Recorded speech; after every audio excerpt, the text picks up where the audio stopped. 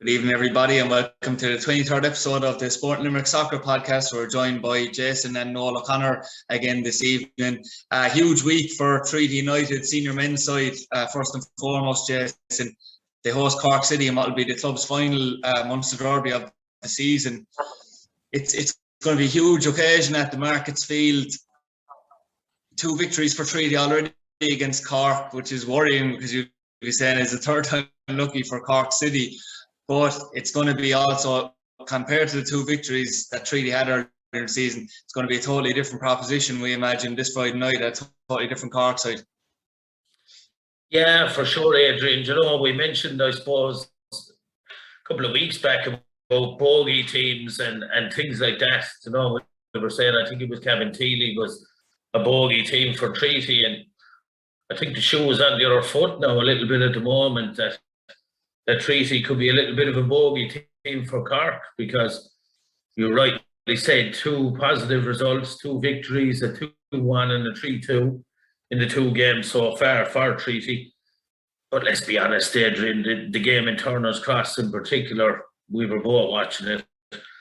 How they got out of there with a win that I suppose was beyond me. I thought Cork were nailed on. They had them pinned in for long periods of the game, and 2 penalties and then a mistake by McNulty, I suppose, gifted Treaty the 3 points, you know. And it was something Noel said a couple of weeks ago about Cork. Would they down tools now? That would they be out of the playoff race, if you like, and will they down tools? Personally, I don't think so. A full-time outfit. I think they'll have to earn their wages, I suppose, really, and they look forward to coming to the Markets Field. Brilliant pitch, as we know, wide open spaces. There's going to be a huge crowd there by all accounts.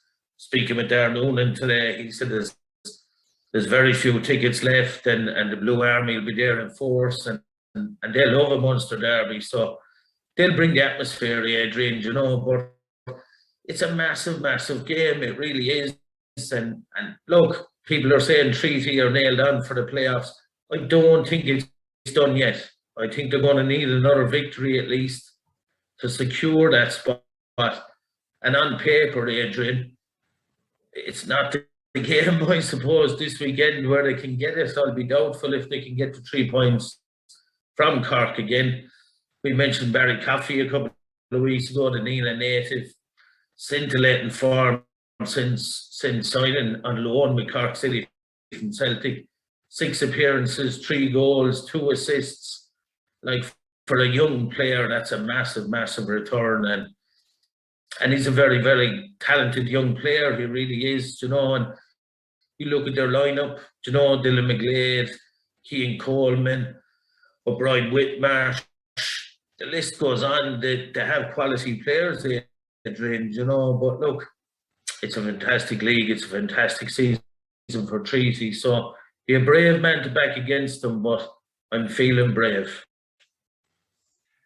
I agree with you, Jason. I'm hoping for the same outcome as yourself, but the Cork turnaround, Noel, that has come in the last few months, it's probably in the last couple of months per se, it's probably a turnaround that, you know, everyone was either fearing in the league or expecting in the league, whatever way you want to look at it, for long periods. I know that when we was talking to Tommy Barrett, he always mentioned that, you know, you're almost waiting for Cork being a full-time outfit for the quality to show. They brought in Barry Coffey, like Jason said, and he's had a huge impact from that. I mean, they haven't lost outside of losing to Shelburne in the league. They hadn't lost in a while. They pushed St. Pat's all the way in the cup. You know, so they are in great form coming into this one, despite losing out against the champions elect in the last game. They are, and I did feel that they would struggle initially in the first division. You know, we spoke about the fact that they seem to be in denial about getting relegated. They didn't adapt, if you like, to the kind of football you have to play in the first division to get your way out of it. We saw them in the first game in the Markets Field, and you know, there was a lot of sideways passing and possession-based play. And they were even continuing to do this while they were a goal down. I think they got a bit more pragmatic. as the season went on, and like they have added players, and certainly players have come into form as well. So I would definitely agree with Jason. I think they're going to be a real handful. I suppose just to clarify, I just feel that they would be a more dangerous animal if they had beaten Shelbourne in comparison to losing with Shelbourne, and they probably will have a little bit more doubt about making the playoffs now. I think they would have been a team with massive momentum coming to the Marcus Field if they'd won that game, and they didn't. And I just think it'll just maybe give Treaty a little bit more of a chance. But in terms of Treaty, can get their noses in front in the game, I'm just wondering how rough for Cork would be in comparison to if they had beaten Shelbourne. And they're just little nuances in the league that you kind of learn as you go. But certainly a handful, a real attacking threat. You still have to say that Mark McNulty, while a fine keeper, he is prone to not error, and it's very, very hard to call that game. In fairness, very, very hard to call it. Yeah, it certainly is the case, and we wouldn't mind Mark McNulty making another clanger in this one if that was possible at all. But you mentioned them already, Jason. I suppose just to go into a tiny more in depth, you mentioned Barry Coffey, who'd be well known to maybe a lot of even our viewers, because he hasn't played in the Limerick District League even when he was only 16, playing for Nenagh. He's made a huge impact, as you already said, in midfield for Cork. And another player as well you mentioned is a player who, the Mercurial, Dylan McGlade, who, people have mixed reviews about McGlade over the years. He can be absolutely brilliant one day and not so good the next, but he has been pretty consistent in the last few weeks in an attacking sense for Cork, and could pose a big threat to the Treaty defence. Most definitely, Adrian, and I think that should be in Tommy's mind when he looks at his team selection. You'd expect Charlie Fleming to be right back, and I would like to see a little bit of cover in front of him. Maybe Ed McCarthy, that can double up on McGlade. We've seen that earlier in the season. Matt Keane maybe as well. Either one of them on that side, I think, will be needed, because fantastic talent in McGlade. The question marks over him, I suppose, would be the end product. What comes out of his dribbles, but he's excellent on the ball. On his night, he's as good as what's in the league. He can cause massive problems. He really can. I suppose then Treaty will be looking. Mark Ludden obviously suspended. Personally, I'd put Clyde O'Connell back left back. I think it's natural. He's left-sided. He's a defensive-minded player. And look, if I'm honest, and I've probably been a little bit critical of Clyde over the season, but look, deservedly so, I suppose. Really, I've pinpointed, I've been detailed about what I feel he needs to change in his game. I don't think he's suited to the middle of the park. We saw again against Galway, just straight line running back towards Tig, back towards his back four, looking for possession. And I think it was Mark Ludden actually in that Galway game kind of shooed him out of that area and said, look, we're not going to be playing balls in there. And he's coming with a closed body shape, which is disappointing at this level, because it only allows him the opportunity to play backwards and maybe sideways. So I don't think he's suited to the middle. He doesn't move the ball quick enough in there for me either. Don't get me wrong, he was very, very effective against Galway due to his physical presence, and he is a big physical boy. You think that he should be playing maybe facing the ball more so than with his back to it, Jason? Yeah, well, when he's in that defensive midfield role, or when there's other people in it, Adrian, and he's in another area of the midfield tree, he tends to keep dropping into that area. He did it to Ed McCarthy on a couple of occasions, taking his space, and he's coming back looking for that Tig, just straight facing Tig, so he's no option then just to take it and for the sake of it go backwards and sideways. I think he could do a really, really good job at left back, Adrian. I think he could. You know, he could get forward like Ludden does. He's good quality on the ball. I will give him that. He could have a good delivery. And he's a physical, defensive-minded player. So I'd expect him to go in at left back and double up on McGlade on the other side. And look, Jack Lynch has been out of sorts for me, Adrian, for a number of weeks. He really has. You know, he hasn't been himself. You'd wonder, playing so many games, playing so many different positions, has it taken a toll on Jack? The rest probably last week due to the cup game, badly needed for him, but we'll need an improved performance from Jack in the middle. And then will it be Callum that's in there in the sixth role? These are the dilemmas for Tommy, but they're not going to see a whole lot of possession, I don't think, against Cork, and they're going to have to be defensive-minded, and a draw would be a fantastic result for them. Yeah, I suppose twofold question for yourself, Noel, and team selection, and Jason has touched on it. Mark Ludden's absence will be felt regardless, because he's been ever present this year and has had a huge influence on the team in a role as almost with a vice captain role, but he's been very vocal on the pitch and has been very consistent, to be fair, for the majority. Do you think, like Jason, do you agree with Jason that Clyde O'Connell will probably slot in at left back? And I suppose we know Jack, regardless of form, will be playing in the game. Do you think it'll be either Ed McCarthy or Callum McNamara in next to him? Because that seems to be the big dilemma now going into that game.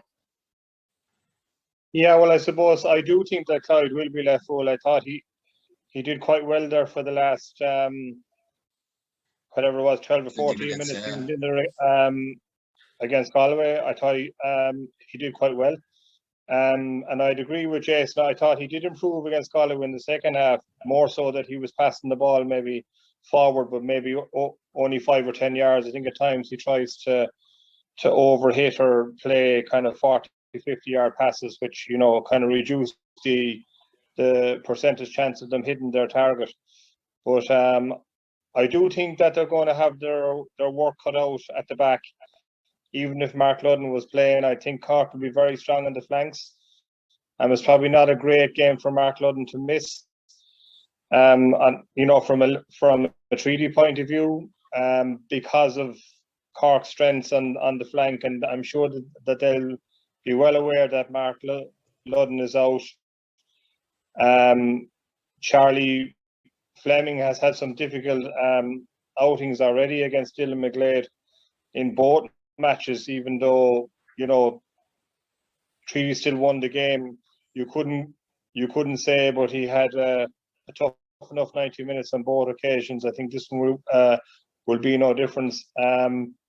If he thinks about playing Matt Keane on the right as a kind of a shield for Charlie Fleming, I suppose I'd still be inclined to go with Callum McNamara. I think anytime he's played in that defensive midfield role, he's been really, really good. And I'm a bit surprised he's been out of the team the last 2 weeks. There may be some reason for it, but he still has made the bench.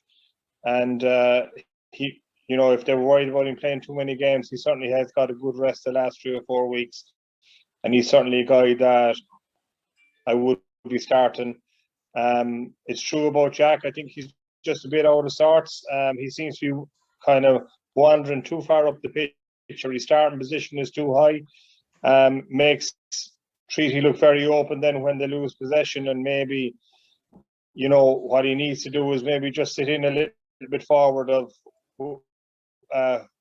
who's ever playing number 6 and just time his runs. I was talking about early in the season how good he was to time his runs forward. He might only make 5 or 6 really good forward runs, but they can be very, very important.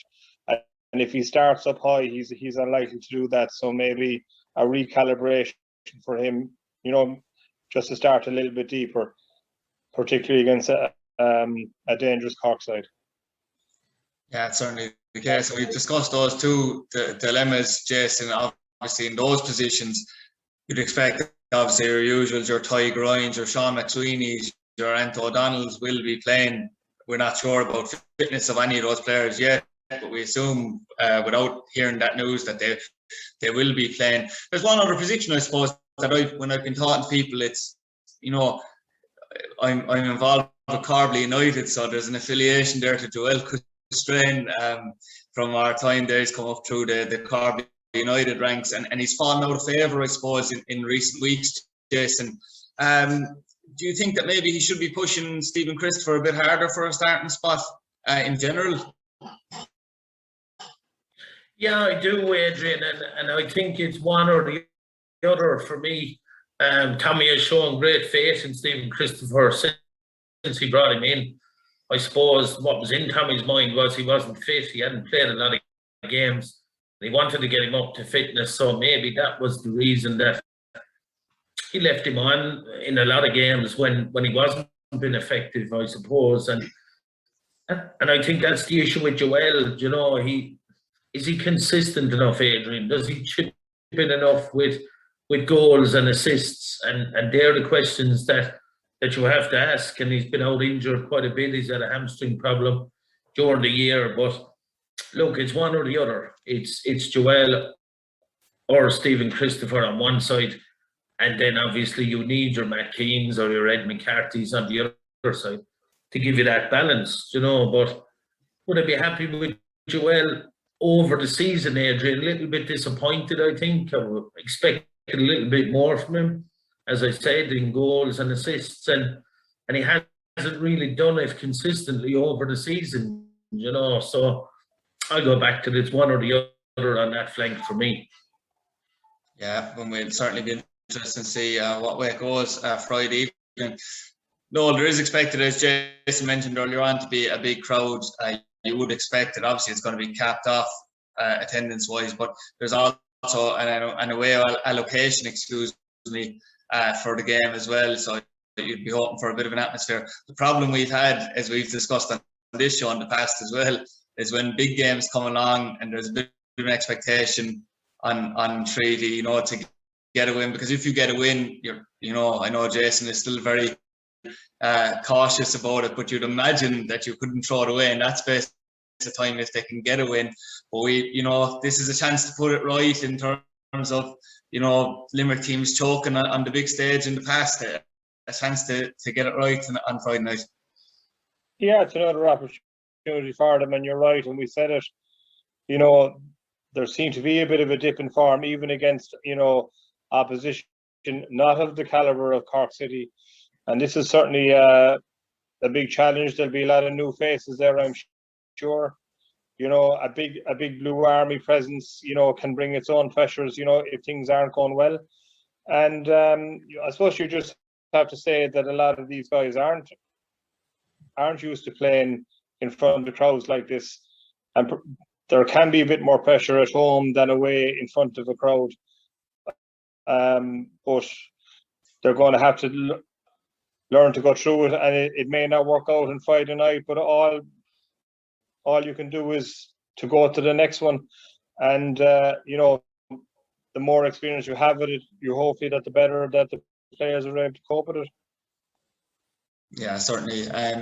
There's a lot of variables, Jason, for Friday night. Obviously, we wonder whether Athlone will get the win against Wexford, which we are expecting, and Treaty will be working on that basis that Athlone will get a win against Wexford. And then you have, obviously, will Treaty get the win, and what way that will go. But you'd imagine, obviously, if they take a 9-point advantage with 4 games to go, including one against Athlone, that they'd probably get over the line if they can grab a win against Cork. The one question I'd ask you is, it'll be a long season by the time it's finished. You know, the squad has overachieved if they make the playoffs, especially considering the verdicts that everyone had given at the start of the season. The one question, I suppose, I'd be sceptical myself, but, you know, would this team be able, with the marathon that comes after that playoffs, to actually, you know, win 3 whole games and get promoted to the Premier, I suppose? Look, I suppose, Adrian, you look at who the possible opponents are from the Premier Division, and it's looking like Waterford or Dundalk, and both are in FEI Cup semi-finals. So their seasons are very much alive, and they're both very, very strong squads compared to Treaty. We saw when Dundalk came in the Cup, the gap in, I suppose, quality was missing on the day, but it changed the minute McElhinney came on the pitch. We're seeing more from Patrick Hoban and people like that over the last couple of weeks for Dundalk. Do I think Treaty can win the playoffs? I hate to put a dampener on it. I wouldn't like to see him going up, Adrian. That's my own personal opinion. I look at the squad that's there now. Would that squad compete in the Premier Division? And we have to be honest. That's why we come on the show, is to give an honest opinion. And I don't think they could compete in the Premier Division. I really don't. So for me, I'd agree with you. They've overachieved hugely. Tommy deserves massive, massive credit. There's no doubt in that. The players deserve huge credit. Ideally, you want to get to a playoff final, possibly, and maybe lose out, because you don't want to go up and rip up this young squad and have to start again and have to start to bring in players. So to answer your question, I don't think they can get over the line, Adrian, in a playoff situation. But wouldn't it be fantastic to be there? Yeah, I certainly agree. It would be the impossible task, but it would be great just to be involved, I suppose, for supporters after such a long time, out of the game and a year out of the league as well, for Limerick senior soccer fans. I suppose, Noel, as well, part of it would depend on even how the draw goes, because I know that you do get home advantage in the semi-final, should we call it, stage of the first division round. Maybe if you get a home draw, it might change things, but also, as Jason said, things can go south very quickly if you get promoted too quickly also. Yeah, and I suppose from what we've said about already about their reaction to big crowds, maybe they're better off in a way. Big crowds every week. Yeah, we're going to place complete underdogs and knowing that they're going to have to dog it out, and they've done that. We saw what they did above in Talca Park, to get out with a draw, and then, and they looked dead and buried. So often you're better off playing at home or playing away, because the pressure's completely off. There's no expectation. All the expectations on the home team, so that can be reversed. But I suppose, we'll have to wait and see, like, if they do get to the playoffs, all you're doing is looking, to win that game and get to the final. And sure, look, if they do get to the final, then anything can happen. But there's going to be a lot of games to be played at that stage. And I'm sure at this moment they'll be happy to get that 3 points, whether it comes this week or the following week, and make sure that they are in that playoff position. I'm sure they'll be happy with 4th or 5th as well, and maybe going away from home isn't the worst thing in the world for them. Yeah, fingers crossed. We can just be in with a shout, as we said. Jason, this brings us on to our usual prediction style here. We'll go for their other 4 games in the first division, and I suppose to start off with yourself, I mentioned it to you about Athlone and Wexford. With so much riding on it for Athlone, Paul Doolan only recently still in the door, you'd probably expect a home win here. You would, Adrian. It's a very, very important game for Athlone. We know that. Their season is still alive. If I'm Paul Doolan, I'm thinking, yeah, we can do it. There's 5 points between them and Bray. There's 9 points between them and Treaty. And this weekend will narrow them gaps either way, I think, Adrian, because while Wexford have improved, there's absolutely no doubt about that. Their performances have improved. And suddenly they're getting a couple of results. They've 2 wins in their last 5 games, which is big for them. We know they're at the bottom of the table, but they're definitely going the right way since their managerial change. Athlone won't have it easy, Adrian, but with so much at stake, and I've said it a few times, I think Athlone have a fantastic squad. I do. I think they have a really, really good squad, and they've underachieved. And I think they'll be good enough to get to 3 points against Wexford. And in the game at Stradbrook, Noel, you've Caventilly and Shelburne.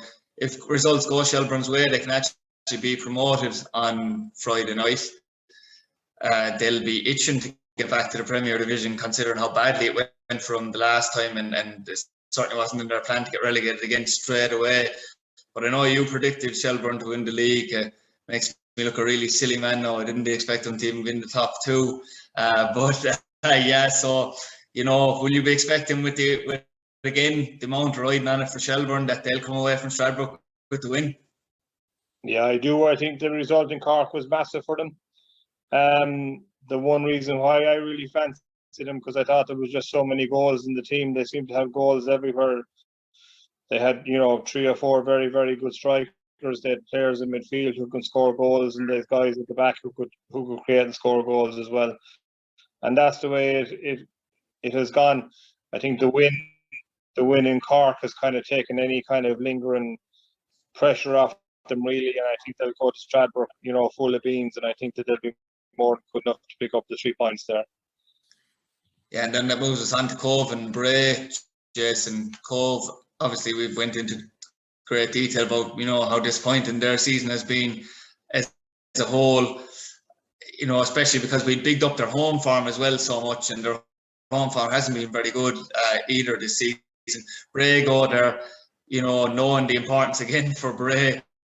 You know, they'll see Athlone behind them and see that Athlone have Wexford in their, or have Wexford in the next game too, and they'll know the result before that. So, you know, there'll be pressure on Bray on Saturday as well, you'd imagine, unless Athlone don't win the game against Wexford.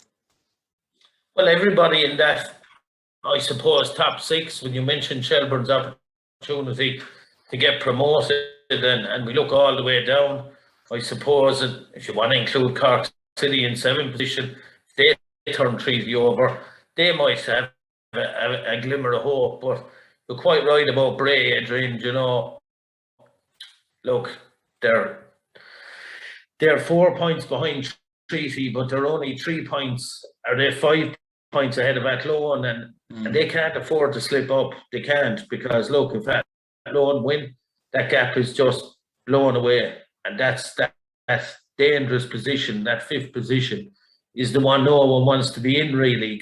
Galway, Treaty, Bray, because you really are looking over your shoulder. But Cove have been very disappointing for me, Adrian, over the whole season. They really have.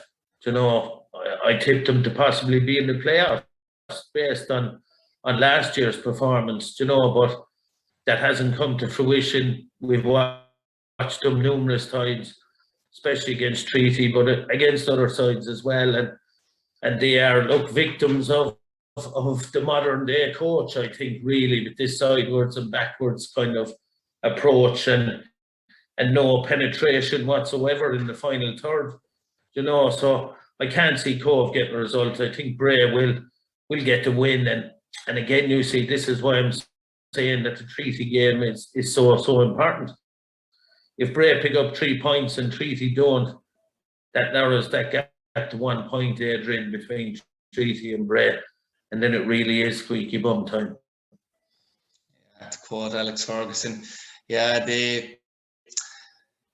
just as Jason was mentioning all about the modern day coach and the backwards and sideways style, it brings me to the Galway and UCD game. I suppose there'll be a contrast in styles, but what I was going to say was there'll be no hope of that with Galway anyway, that there'll be a backwards and sideways, you'd imagine. It's a game that both sides will be desperate to win, because both these sides, you know, probably now you know that Shelburne are almost certainly going to be the champions, but both of those teams, you'd imagine, will be definitely thinking they were the best of the rest, like. Yeah, and you think that UCD have more than a chance of winning that game. You know, their form has been really good and they're scoring goals, and we saw, like, in the Treaty game, you know, the lack of penetration, the lack of goals in that Galway team. And I just feel that I'd be kind of leaning towards a UCD win. You know, I said that they were kind of a streaky team that, you know, when they're on a run, they're really hard to stop. We saw them winning 4 or 5 or 6 games in a row, and then all of a sudden they go another 4 or 5 games without getting any result, and now they're back on that kind of form. They're scoring 2 or 3 goals in every game, and there's a bit of momentum with them, and I think there's a bit of pressure in Galway now as well. I think they'll be disappointed, say, that they haven't kicked on a little bit more. They've kind of stuttered a lot this year. You know, we were talking about Cork getting going, and they certainly got going, and we were waiting for Galway to go as well, but they did get going, but they kind of stuttered every 3 or 4 games as well. So I suppose if I had to stick my head out, I'd probably go for a UCD win there. Yeah, and that'll wrap up our predictions for the Airtricity League First Division. But Jason, I suppose you're not off the hook yet. I won't be asking you for predictions as such, but going to move on to 2 Munster Junior fixtures that I've picked out, and I promised this wasn't done on purpose, but 2 of them involve 2 of your former clubs from the last few years in Janesboro and Carew Park. I know Janesboro face Annacotty, which would be probably the most eye-catching, games. And then you have Carew Park, who it's been talked about that you have, you know, Albert Slattery gone back in there, who was a coach when they won the league a few years ago. And now, of course, Jonathan Grant, Adam Frahel have signed back there as well, who'd be 2 high-profile names for a Premier A side, and they face Nenagh. So those 2 games are probably the 2 most eye-catching in the Munster Junior Cup. Yeah, most certainly, Adrian. You can include Annacotty as a former club as well. I'm sure if you speak to Joe Pond and Ken O'Connor out there, they'll verify that. We're missing then. Sorry? It's just Nenagh we're missing out for a full house. Yeah, they're Tipperary, so we steer clear of them. Annacotty, the lads will tell you I put together a very, very good young side for Micah Hearn out there, and he reaped the rewards, and the club will reap the awards. So I have a very, very good relationship with Annacotty also. I think they'll obviously have too much for Janesboro. Janesboro are really struggling at the moment. I heard last night that David Hannon is the latest one to leave the club, and it's very disappointing, Adrian, for me. I put together again a very young side for them last year, and we were competitive in nearly all the games, I think, really, to be honest about it, and they were left in good health, and it's disappointing that team seems to be breaking up, and they have a very, very big game on Thursday night against Geraldines in the Toohey Cup. Again, not for results or winning trophies point of view, but if you look at Geraldine's position in the table, you look at Janesboro's position in the table, psychologically, Geraldines have beaten them once already. If they do it again, it'll leave Janesboro in a very, very vulnerable position, and that will have an impact again in the game on Sunday with Annacotty, who added Tony Whitehead, as we know, to an already very, very experienced squad. Very expensive to assemble for Shane Hanlon, and they'll certainly be too strong for Janesboro. I don't think there's an upset on the cards there. You mentioned Carew Park, and that's an interesting one. They didn't have players a couple of years ago, and they were kept in football. That's what they were, and they were stable in Premier A. They've gone back, I suppose, to old ways.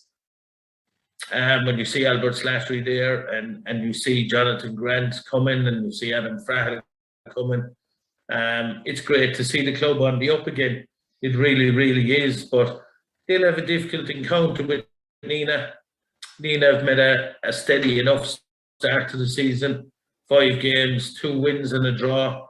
They'll be very, very happy with that, and they're very organised out there, Adrian. I'll give them that. So Carew, will they have enough to turn them over? The fitness of Jonathan Grant is questionable, but Carew are always dogged. Albert will have them organised, and that'll be an interesting one. That could go to all the way, Adrian. I don't think there'll be a whole pile in that game.